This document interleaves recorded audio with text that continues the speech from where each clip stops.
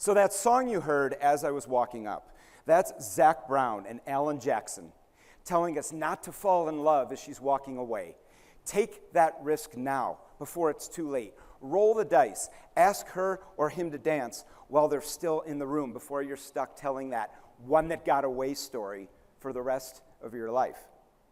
Now, I'm not your dating coach, and my wife is very relieved about that. So let's apply this to where I actually have some credibility, business. I'm going to show you how to stop ghosting your own potential and place the bet on that idea that you have, that you already know deep down inside, can succeed. So there's a lot of uncertainty in the world, and there might be some uncertainty in your organization.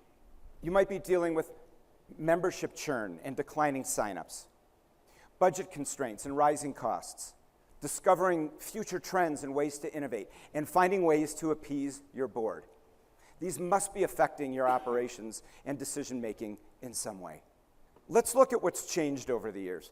In 2008, the financial crisis changed everything. 10% unemployment rate, 15 million people out of work, an 81% spike in small business bankruptcies, and the average 401k drops by over 24% in a single year.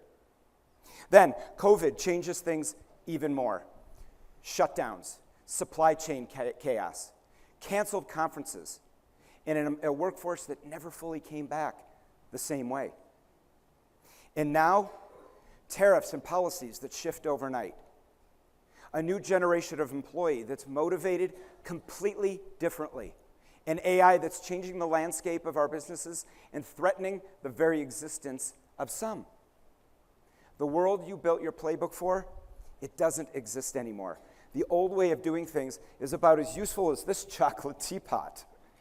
Yet leaders still cling to the way they've always done it because status quo feels like the safe way to go. But as we know, the only constant we have in life is change. And my grandfather knew this. In 1949, he invested in a car wash in Detroit, a brand new industry, basically untapped and untested. A few years later, he sells his interest in that company and starts his own car wash in Detroit, Jack's Car Wash, taking on all the risk himself. He was open 24 hours a day because the auto plants were open 24 hours a day, and he wanted to be there so when they got off shift, they could come in with their Chevy Bel Air and their Buick and their Oldsmobile and Studebaker. And if something broke down in the middle of the night, he was the one they would call to come in and fix it. Well, business was good. So in 1956, he took another risk and built a second location in a suburb of Detroit, Birmingham, Michigan. By 1979, we had 10 locations.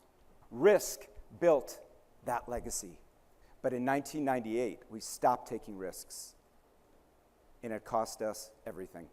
More on that later. Let's talk about risk in your life and how it relates to what you want. I talk to leaders like you all the time, and what I hear they want is predictable revenue, knowing what's coming in month after month. Scalable growth, the kind that compounds, not the kind that breaks you. And legendary results, the kind your board is astonished by.